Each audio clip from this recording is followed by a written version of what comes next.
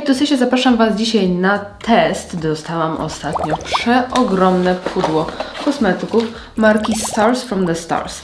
I ja generalnie wcześniej nie słyszałam o tej marce, absolutnie nie miałam nic z tej firmy, więc pomyślałam, że skoro mam w zasadzie asortyment, aby zrobić pełny makijaż, to zrobimy sobie taki wspólny test. Nie jestem absolutnie zobowiązana tutaj do nagrywania niczego i do dawania jakichś recenzji, ale po prostu mam ochotę przetestować te kosmetyki, a robiąc to z Wami mam jakąś taką, wiecie, większą motywację. Także jeżeli interesuje Was marka Stars from the Stars, czy warto ją kupić, czy jest warta uwagi i dobra jakościowo, zapraszam do oglądania. I mam tutaj dwa różne podkłady. Jeden to jest Soft Matte Foundation z Medium Coverage i drugi to jest Glow Hydro Foundation, też Medium Coverage. Czyli tu mamy nawilżający, tu mamy matujący. Myślę, że dzisiaj użyję sobie tego matującego, a ten może przeznaczymy sobie na jakiś następny odcinek. Wybiorę sobie odcień 03 Nude. Zobaczcie, że konsystencja jest gęsta, ale jednak troszkę płynna i używam sobie mokrej gąbeczki do aplikacji. Ładnie się rozprowadza ten podkład i jest wydajny, bo wyciągnęłam dwie pompki, a jeszcze mi zostało, a wiecie, że gąbeczką zawsze troszkę więcej się podkładu zjada, a tutaj spokojnie wystarczyło i jeszcze zostało. No na buzi wygląda bardzo ładnie. Bardzo ładnie. Naprawdę bardzo ładne wykończenie ma ten podkład, bo zobaczcie, że skóra wciąż delikatnie się mieni, ale to jest taki satynowy blask, czyli nie jest w pełni matowa, ale też nie błyszcząca. Bardzo ładnie wygląda, tak zdrowo. Mam jeszcze tutaj korektor i to jest Cosmic Camouflage. Korektor, który ma być dobrze kryjący i się nie ścierać. Wybrałam sobie trójkę. Jest, wychodzi. Zdecydowanie bardziej kremowy niż spodziewałabym się po takim aplikatorze z pędzelkiem, bo te w pędzelku są zawsze bardzo takie delikatne i płynne. I też rozklepię sobie gąbeczką. O, nawet kryje. Całkiem fajnie. Zobaczcie. Więc porównując do innych pędzelkowych, to ten zdecydowanie jest najmocniej kryjący z tych, które miałam. Próbuję sobie dobudować troszeczkę jeszcze krycia. No, naprawdę ładnie kryje. Naprawdę ładnie kryje. Jest okejka. Ale czuję pod okiem i tak w oku takie delikatne, tutaj z tej strony takie ciepełko, więc może alergijcy powinni uważać. I don't know. Zobaczcie, wszyscy teraz robią te pałki do konturowania. Tutaj mam róże, brązery i rozświetlacze. Zaczniemy sobie od brązerów i ja użyję sobie piątki, czyli tej cieplejszej. No widzicie, i teraz rozerwało mi się tak brzydko, że już nigdy więcej nie będę wiedziała, jaki to jest numerek. No i mamy tutaj taką gąbeczkę jak u Charlotte Tilbury. No i to trzeba po prostu gnieść. Widziałam, słuchajcie, ostatnio na Instagramie taki filmik, jak właśnie dziewczyna chciała zrobić, wiecie, takie słynne ujęcie, jak tutaj wychodzi coś ze środka i jej wybuchło drugą stronę. A tu jest, czekajcie, off, on. Otworzyłam. Teraz będzie teraz będzie szło. Taki kolorek. Ciep, ciep, ciep. Ten jest bardzo ciepły. Zobaczcie, że taki wręcz pomarańczowy kolor. Dla mnie spoko. Ja akurat takie lubię. Ale zdecydowanie ten chłodniejszy, jeżeli wolicie, chłodniejszy. Tu też sobie trochę nałożę.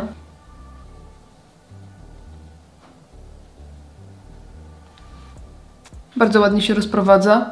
Bez najmniejszego problemu się rozciera. Że tu jest 6, a tu jest 5. No ewidentnie myślę, że większości z Was spodoba się bardziej 6, bo jest znacznie chłodniejsza. Zobaczmy sobie te róże.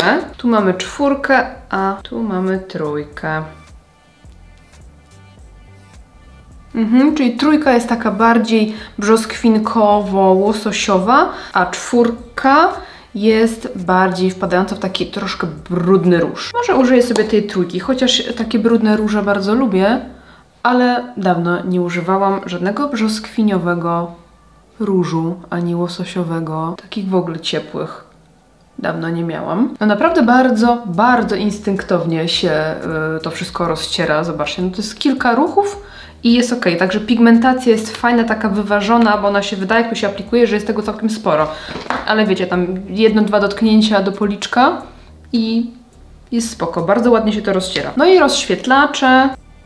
Tu jest 1. O, I nawet mają zapach ładny, a tu jest 2. Czyli 1 jest taka klasyczna, bardzo jaśniutka, szampańska, 2 ciemniejsza i wpada w róż. Ale ślicznie pachną. Tak słodko i trochę owocowo. Mniamciu. Aż zgłodniałam, bo jeszcze nie jadłam śniadanka. A propos godziny jest 8:35, więc mniej więcej od tego czasu liczymy sobie czas, w jakim noszę podkład. Przechodzimy sobie do tej 1. I nie wiem, też gąbeczką? Bardzo ładne to. O, zobaczcie, to zastyga, bo już mi to jest ciężej ruszyć. Dla mnie na plus, że to zastyga. Albo się po prostu tak ciężko rozciera. No, buzia wygląda pięknie. I podkład, i te wszystkie sztywciki. Nie mam nic do zarzucenia. Bardzo ładnie to wygląda. Mam tutaj takie musujące balsamy do ust. Jestem mega ciekawa, o co chodzi z tym musowaniem, dlatego że ma konsystencję musu, ale tu jest napisane Fizzy Jelly Lip Balm, czyli taki żelikowy. Może musujący w sensie, że taki mrowiący? Nie wiem. Mi się spodobał ten brązowy, więc użyję sobie brązowego. Wiecie, jak to pachnie? To pachnie jak zozole, te cukierki takie, które właśnie w środku mają ten taki proszek. Aż mi ślina zaczyna ciec. No nie mogę, że to pachnie jak zozole. Nabieram sobie troszkę pędzelkiem. Czy to będzie miało jakiś taki lekko czekoladowy kolor? Porównując górną i dolną wargę, no to widzimy, że minimalnie jakiś tutaj kolorek jest. Ale oczywiście no to jest głównie balsam, więc na tym się koncentrujemy. Tak, to jest mrowiące delikatnie, takie chłodzące. Ale pachnie normalnie jak zozole. No, bez kitu. Ależ po prostu, wiecie co, ciałko mi się popsuło, bo po prostu produkuje ślinę niepotrzebnie. Pudry, słuchajcie, dostałam tutaj chyba 5 pudrów. Poczekajcie, muszę się ogarnąć z nimi. Dobra, już wiem co i jak. Mam puder May the Blur Be With You i to jest puder sypki wygładzająco matujący. Mam 2 pudry Over the Moon About Nature. One są w 2 kolorach. Tutaj mam Rosy Matte, a tu Sparkling Beige. Te można stosować na twarz i pod oczy. I mam 2 pudry pod oczy. To jest Starry Eyed, rozświetlający puder pod oczy. Tu jest odcień Pink Nebula i 02 White Airglow. I faktycznie ten Pink Nebula jest różowy i ma taką bardzo subtelną drobinkę, a White Airglow jest faktycznie biały. Może dla bladziochów będzie spoko. I jak dobrze czytam, to wydaje mi się, że wszystkie są beztalkowe. Wszystkie bazują na skrobi z tapioki, jest skrobia z kukurydzy, ale nie ma tutaj w żadnym, nie ma talku, więc to może być fajne info dla osób, które po prostu nie mogą używać pudrów z talkiem. A te Moon About Nature to są pudry naturalne i tak ten mnie najbardziej kuszą, chociaż też interesuje mnie bardzo ten blurujący oczywiście. To może użyję blurującego na środek twarzy, a tego na boki. Biorę sobie puszek, troszeczkę sobie odbijam. No i sprawdźmy, czy to bluruje. Bardzo delikatnie rozjaśnia, ale to jest takie rozjaśnienie, że to po chwili tak się, wiecie, poukłada tutaj wszystko. Pod okiem tutaj widzicie, czekajcie, troszeczkę mi się zebrało tego korektora, co jest absolutnie normalne, tylko po prostu mówię o tym, żeby dać wam znać, że to nie jest jakaś taka zastygająca, zasychająca formuła. Ładnie pachnie. Zielona herbata. Lubię takie zapachy. I tak to wygląda. Jest ładny blur, widoczny. Nie ma efektu pudernicy i wiecie, o to mi chodzi. No i spróbujmy sobie tego Over the Moon About Nature. I ja wybrałam sobie odcień Sparkling Beige. Ma praktycznie taki sam kolor jak tamten puder i może ten użyję sobie Ach, ten polski język trudny, jeju. Wezmę sobie taki pędzelek, to jest Money Brushes 02 i próbujemy.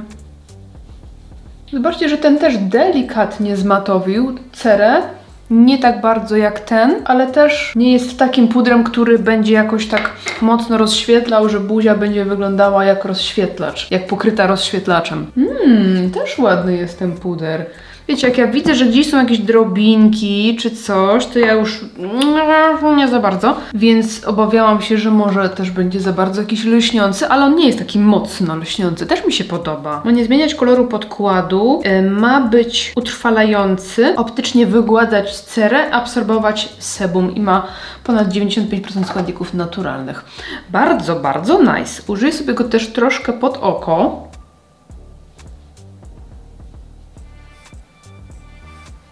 Pod okiem wygląda ok. Może minimalnie widać trochę bardziej zmarszczki, ale to już z mojej strony takie czepialstwo. Mam też sporo produktów do brwi i tutaj po kolei. Super mocny żel do stylizacji brwi transparentny, odżywcze olejkowe serum do brwi i rzęs i wzmacniające żelowe serum do brwi i rzęs, czyli te sobie odłożę, bo i tak nie będę w stanie przetestować ich dzisiaj. I tutaj mam super mocne koloryzujące żele do stylizacji brwi i te już są właśnie w kolorze. I tutaj mam soft brown, deep brown i ash brown. I mam też mydełko w czarnym kolorze. I może skuszę się na przetestowanie dzisiaj tego mydełka, bo tu jest napisane długotrwałe mydełko do stylizacji brwi z efektem delikatnego przyciemnienia włosków. No i ja chcę zobaczyć, jakie to jest długotrwałe mydełko, bo do tej pory wszystkie, jakie testowałam mydełka, nie były długotrwałe po prostu. No jak na razie wyczesują się bardzo ładnie. Ja w ogóle uwielbiam ten efekt, jaki dają mydełka, że to się tak raz przeleci i po prostu już jest ten efekt. Tylko u mnie jest taki problem, że wszystkie mydełka nie utrzymują mi brewków w takim kształcie. Bym chciała, żeby one tak cały czas wyglądały, a nie, że ja je tak wysmaruję, a potem one klapią. Jak nie klapniesz, brwio moja, to będę po prostu Cię zachwalać pod niebiosa. Poczekam, aż chwilę przestygna. Polski języka. Jak chwilę przestygną i potem delikatnie wypełnię je sobie cieniami do brwi. I jeszcze raz subtelnie sobie poprawię tym mydełkiem. Lekko przyklejam do skóry. Tutaj zauważyłam jeszcze, że mam 2 rozświetlacze, ale ten efekt mi się tak podoba, że nie wiem, czy chciałabym dzisiaj testować jeszcze takie. Ten mi w ogóle tutaj wylatuje niestety. Space Face Highlighter Swirl Pink, a ten jest taki w formule bouncy. No dobra, to dotknę. O, faktycznie, mięciutki. Widzicie? No dobra, troszkę użyję. Nie miałam chyba nic do tej pory w formule bouncy, ona była pewnie swego czasu taka dosyć popularna. A ja to wiecie, że jestem dinozaur kosmetyczny i dowiaduję się o wszystkim ostatnio. I to dzięki Wam po prostu, w sensie nie dzięki Wam ostatnio, tylko dzięki Wam się w ogóle o czymś dowiaduję. Najczęściej. Bo ja nic nie śledzę, dla spokoju umysłu rzadko śledzę po prostu to, co się dzieje w internecie, więc o wielu rzeczach nie wiem. Z daleka ładny, ale z bliska wolałam sam ten płynny bardziej. Wiecie, że dla mnie rozświetlacz to musi dawać efekt takiej właśnie nawilżonej, mokrej skóry, a ten jest taki trochę jakby suchawy, chyba troszkę. Już nałożyłam go maluteńko, ale też nałożyłam go już na jakiś rozświetlacz, więc ten efekt, wiecie, jest taki nie do końca wiadomy, jaki on tam będzie dawał. Myślę, że możemy przejść do makijażu oczu. Tutaj mam też bazę Magic Primer Eyeshadow Base, ale w związku z tym, że będę testowała tutaj paletki, wolałabym chyba użyć bazy sprawdzonej, żeby po prostu sprawdzić, jak na sprawdzonej bazie będą działały te paletki. No bo wiecie, tutaj już wtedy jest za dużo czynników, żeby ocenić, co na przykład nie wypaliło. Dzisiaj pokryję jedno oko Inglotem i jedno oko Lepikiem. Także tutaj Inglot i na prawym Lepik z Glam Shopu. I tutaj mam paletkę Universe Nude, taka właśnie typowo nudowa, i Color Constellation. I tutaj też w zasadzie jest taka neutralna, w sensie tutaj tej części, plus mamy takie ładne błyski i brokaciki, więc myślę, że zdecydowanie ta paletka pójdzie dzisiaj w ruch. Zacznę sobie od tego brzoskwiniowego odcienia, którym podkreślę sobie załamanie powieki. Delikatnie się pruszy w opakowaniu, ale dzięki temu też ta pigmentacja jest całkiem spoczko. Nie są suche, więc łatwo się tutaj pojawiają na powiece i łatwo się budują. Troszkę też dodaję na dolną powiekę. I dokładam sobie trochę tego brązu. To jest w ogóle pędzelek Spectrum EKJH numer 18. Bardzo leciutki, a zobaczcie, że ładnie się buduje pigment. Bo wiadomo, im lżejszy pędzelek, tym no będzie się delikatniej budować, prawda? A tutaj jest wystarczająca ta pigmentacja moim zdaniem. Do takich makijaży na co dzień, spoko.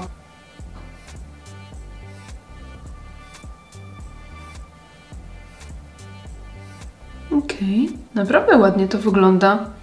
5 ruchów i makijaż zrobiony. Mamy takie błyszczące cienie. Tak się prezentują. W ogóle ładnie te 3 ze sobą tak leżą. Ten jest oczywiście taki neutralny, beżowy, ale te 3 ze sobą bardzo ładnie wyglądają. Ten biały jest taki lekko niebieskawy. Tutaj mamy brzoskwinkę i złoto. No i tutaj mamy taki ładny fiolecik. Użyję sobie na początek tej brzoskwinki tutaj.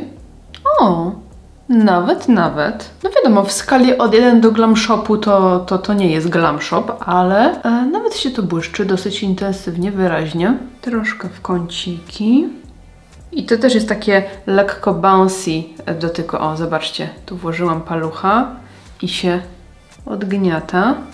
Wracam do pędzelka po matowych cieniach i jeszcze raz lekko przeblendowuję drobinki. To jest super krok, żeby makijaż zrobił się taki pięknie roztarty. I zobaczmy te brokaty. Tak się prezentują. Tu mamy taki holograficzny, srebrzysty. Ten taki fioletowo-niebieski, chłodny, błyszczący się na ciepłe odcienie brzoskwini, pomarańczy, żółci, zieleni. Taki żółczek. No i mamy taki piękny, ciemny fiolet. Podoba mi się to, że mają różnej wielkości drobinki. Uwielbiam to w brokatach, kiedy mieszanki brokatów mają właśnie różnej wielkości drobinki. Jak to ktoś słusznie w komentarzu pod ostatnim filmem napisał, cieszmy się brokatom póki możemy, bo wchodzą unijne jakieś normy, że mają zostać wycofane brokaty z produktów kosmetycznych, więc cieszmy się póki możemy. Taki ciepły zrobiłam ten makijaż oka, ale chyba i tak użyję sobie tego. Czy da się to nakładać pędzelkiem? Zobaczmy.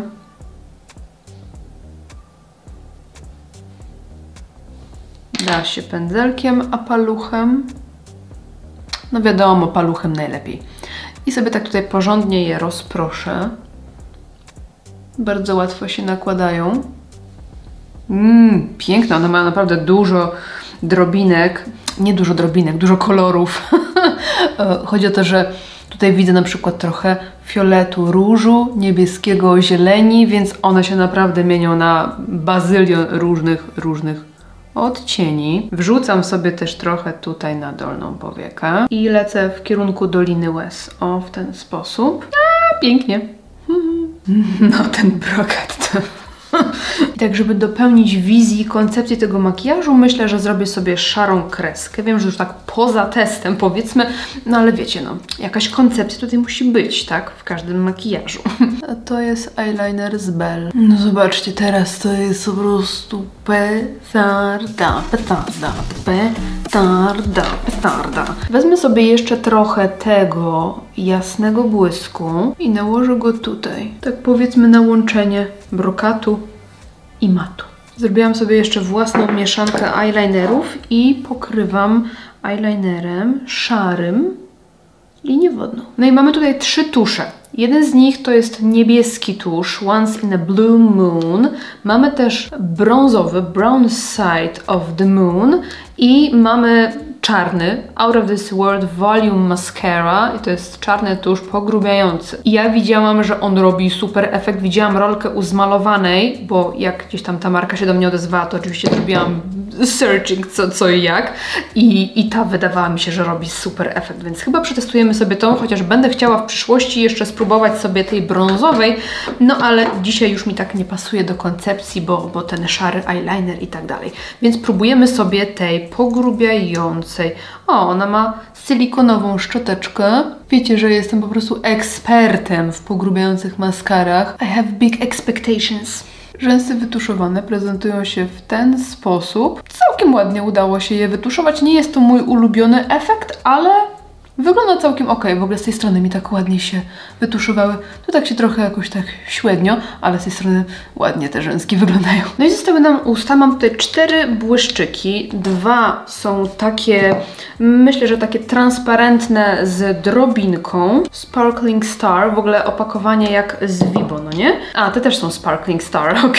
Tu mam numer 23 24, a tutaj mam 26 i 25. Ten wydaje się taki, że ma więcej koloru i trochę drobinek, a ten taki jakby nie miał w ogóle drobinek, tylko kolorek. Ten mi się najbardziej podoba, ale chyba do tego makijażu najbardziej będzie pasował ten, ale ten taki ciekawy. Dobra, spróbuję tego, czyli 26. O, on ma taki duży aplikatorek. Zetrę sobie ten balsam. Słodki, ale taki trochę mydlący zapach. Kolor jest prześliczny. Dosyć gęsty jest ten błyszczyk. Czy tu widać jakieś drobinki? Z daleka nie, ale z bliska. Bardzo delikatne, nie dużo. Takie malutkie te drobineczki są. Więc to nie są takie drobinki brokatu, takie wiecie, drobiny. Jak ostatnio testowaliśmy na przykład w tym teście z Vibo, tam były takie drobinki. Tu jest taki, wiecie, taki brokatowy proszek bardziej. Także mamy skończony makijaż. Wyszedł bardzo ładnie, ale jak się sprawdziły te kosmetyki? Łapiemy się na wieczornym podsumowaniu. I jesteśmy już po godzinie 17, także makijaż mam na twarzy ponad 8 godzin, około 9. No i jak widzimy, cały makijaż się utrzymał całkiem fajnie, ale po kolei. Podkład utrzymał się ładnie, jest cały czas na twarzy, wyświeciłam się w strefie T, nie jest to takie ekstremalne wyświecenie, takie wiecie, jak na moją cerę to takie pośrednie. Na pewno nie jest to podkład, który będzie matowił nie wiadomo jak intensywnie, zasuszał wręcz cerę. On po prostu daje takie lekko matowe wykończenie i podkład się całkiem ładnie utrzymuje na cerze, aczkolwiek widzę, że tutaj blisko przy porach porobiły się takie dziurki, tak jakby właśnie delikatnie już się zaczynał ważyć ten podkład. Aczkolwiek tutaj przy brodzie wygląda całkiem spoko. Wezmę sobie gąbeczkę i ściągnę nadmiar tego sebum, bo ani razu w ciągu dnia się nie poprawiałam. I po lekkich poprawkach wydaje mi się, że wygląda to naprawdę spoko. Te dziurki praktycznie zniknęły, reszta podkładu utrzymała się bardzo ładnie na cerze, więc jak dla mnie okejka. Korektorowi nie mam nic do zarzucenia, te początkowe takie uczucie ciepła po chwili zniknęło i potem już nie czułam jakiegoś dyskomfortu w ciągu dnia ani przy oczach, ani pod oczami, więc może to jakieś takie chwilowe odczucie.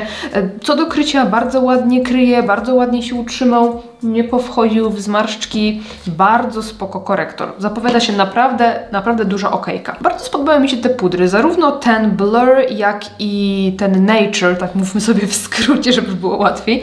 Wydają się naprawdę fajne. Ten blurujący dał radę, delikatnie zmatowił cerę. Czy ten blur był jakiś zjawiskowy? Mam pudry, które lepiej blurują, ale ten był naprawdę spoko i ładnie wyglądał na skórze, w takim sensie, że nie wyglądał na jakieś, wiecie, taki babciny, ciastkowaty. Nowoczesna formuła pudrów, jestem jak najbardziej na tak. Ten też bardzo mi się spodobał, bo spodziewałam się, że to będzie jakiś mocno rozświetlający, jakieś drobinki, dupersztyki, a na cerze wyglądał bardzo ładnie mi współtrwalił. Nie wiem, prezentuje się super, praktycznie nie widać go na buzi, więc też jestem bardzo zadowolona z tego pudru. Będę oczywiście testowała dalej, jak na razie jest duża okejka. Co do tych sztyftów, zobaczcie, bardzo ładnie się utrzymały. Zobaczmy na czole, mimo grzywki też jest widoczny bronzer, więc nie mam też im nic do zarzucenia. Ładne kolory, wygodna aplikacja, ładnie się blendują, bez robienia plam, delikatnie zastygają, ładnie się utrzymują na policzkach, więc naprawdę fajne. Nie mam porównania do innych tego typu produktów, bo nie używałam ani Charlotte, ani innych marek, które teraz wypuszczają takie, na przykład AA, więc nie wiem jak w porównaniu do tamtych, czy to są lepsze, czy gorsze, ale jakby mając doświadczenie tylko z tymi, są jak najbardziej spoko, nawet bardzo. Balsamik bardzo mi się spodobał. I te mrowienie, które jest takie raczej subtelne. To nie jest takie, że aż nas palą te usta albo aż mrożą. Jest takie, wydaje mi się, przyjemne, bo wiele z nas nie lubi tego mocno mrowiącego efektu, a ten jest taki wyważony, przyjemny. Ten rozświetlacz, nie użyłam go może zbyt dużo, ale średnio mi się podobał. Wolałam zdecydowanie tą różdżkę, więc ten jeszcze będę próbowała używać po prostu solo na twarz i wtedy wydam jakąś taką, wiecie, ostateczną recenzję, ale tak jak nałożyłam go tak troszkę, to nie zrobił na mnie większego wrażenia, wręcz wydawało mi się, że tak dosuszył mi trochę ten efekt rozświetlenia, więc dla mnie taki średniaczek. Mydełko do brwi wydaje mi się, że jest chyba najlepiej utrwalającym mydełkiem ze wszystkich mydełek, jakich używałam, ale to nie jest takie utrwalenie na mur beton. Ja czuję, że te włoski są lekko usztywnione, faktycznie trzymają się gdzieś tam w tym kierunku, ale te troszkę bardziej opadły. W sensie ten efekt nie jest taki jak początkowo, czyli jak wyczesujemy, one są tak pięknie, wiecie, ułożone, przyklejone, to one i tak opadają po jakimś czasie, więc no taki efekt mogę też uzyskać jakimś zwykłym, średnio utrwalającym żelem. Także jest ok, ale jeżeli ktoś liczy na super utrwalenie, to mydełko tego utrwalenia nie da. Co do paletki, nie mam jej nic do zarzucenia. Tutaj mi się troszkę pozbierało w wewnętrznej części, tutaj najmocniej mi się zbierają zazwyczaj cienie i wydaje mi się, że na bazie z Inglota troszeczkę lepiej się utrzymały te cienie, bo nie zebrały mi się tutaj, a na lepiku troszeczkę już tutaj mi zaczynają schodzić, także wydaje mi się, że Inglot jednak wygrywa. Co do jakości, łatwo się nimi pracowało, dobrze się je rozcierało. Te brokaty naprawdę fajnie się trzymają. Zobaczcie, że nic mi się nie osypało z tych brokatów na twarz. To się nie sypie, to nie jest tak, że to zasycha i się osypuje. Także te brokaty jak najbardziej spoko, bardzo wygodne do nakładania. Paluszkiem, pędzelkiem, czym chcecie, jak najbardziej spoko. Mam tylko małe ale odnośnie kompozycji tej palety, ponieważ widzimy tutaj, że te bazowe cienie, czyli brązowe, one są dosyć jasne. Ten czekoladowy brąz, wiecie, to jest taki średni poziom. Natomiast jeżeli chodzi o brokaty, tutaj są dwa ciemne. Także wydaje mi się, że ja bym wolała, żeby albo któryś z matów był na tyle ciemny, żeby fajnie współpracowało się z tymi ciemnymi brokatami, albo fajnie by było, żeby przy tak jasnej palecie brokaty też były jasne. Wydaje mi się, że dużo łatwiej pracowałoby się wtedy tymi brokatami, bo gdybym użyła tutaj w wewnętrznym kąciku tych, no to one by mi dały taki efekt takiej ciemnej plamy. Nie każdy z Was to lubi. Oczywiście przy artystycznych makijażach spoko, jak najbardziej tak, ale wyobrażając sobie taki klasyczny, użytkowy makijaż, wydaje mi się, że mogłoby być albo jaśniejsze, albo po prostu część tej palety matowej mogłaby być ciemniejsza, wtedy całość by się trochę lepiej komponowała. Tuż do rzęs, słuchajcie, jak najbardziej spoko. Zobaczcie, że nic mi się nie odbiło na powiekach, nic mi się tutaj nie rozmazało, także jeżeli maskara ma trwałość taką, jaką powinna mieć, to ja jestem jak najbardziej na tak, bo wiadomo, że efekt każdy lubi inny. Ładnie to wygląda. To nie jest mój ukochany, ulubiony efekt na rzęsach, ale naprawdę spoko, daje radę. Wiecie, to jest też świeża maskara, więc warto dać jej chwilę. No i ja też robiłam kreskę, więc mogłam sobie troszeczkę posklejać niechcący eyelinerem rzęsy, więc jeszcze będę testowała, ale jak na razie jest okejka. Nie ma zachwytu, ale jest duża okeja. Co do błyszczyka, powiem Wam, że bardzo ładnie się utrzymuje. On nie jest taki lepki, jest przyjemny na ustach, ale zjadłam śniadanie, wciąż miałam go na ustach. Zjadłam obiad, wciąż miałam go na ustach. I dopiero jak później sobie na taki podwieczorek zjadłam gruszkę i się tam utetłałam tą gruszką, to dopiero poczułam, że no już faktycznie go nie mam. Więc utrzymywał się bardzo ładnie, przyjemny błyszczyk, jest jak najbardziej spoko. Z dzisiejszych testów najbardziej przypadły mi do gustu chyba te produkty, zarówno róż, jak i bronzer, jak i rozświetlacz fantastycznie wypadły, bardzo przyjemnie się nimi pracowało i nie mam im absolutnie nic do zarzucenia. Na pewno będę ich sobie używała, bo są bardzo, bardzo przyjemne i myślę, że warto zainteresować się też tym korektorem. Na pewno przy cenie 29,90 jest to coś, co warto przetestować. Wiadomo, że każdy ma inne zapotrzebowania, ale uważam, że ma duży potencjał i warto go sobie spróbować. Napiszcie, co myślicie o marce Stars from the Stars, który z tych kosmetyków zainteresował Was najbardziej i jeżeli mieliście coś tej marki, napiszcie, co myślicie o tych kosmetykach. Jeżeli odcinek Wam się podobał, zostawcie łapkę w górę i kciuka dla mnie i widzimy się w następnym odcinku. Dzięki za oglądanie. Trzymajcie się. Pa, pa.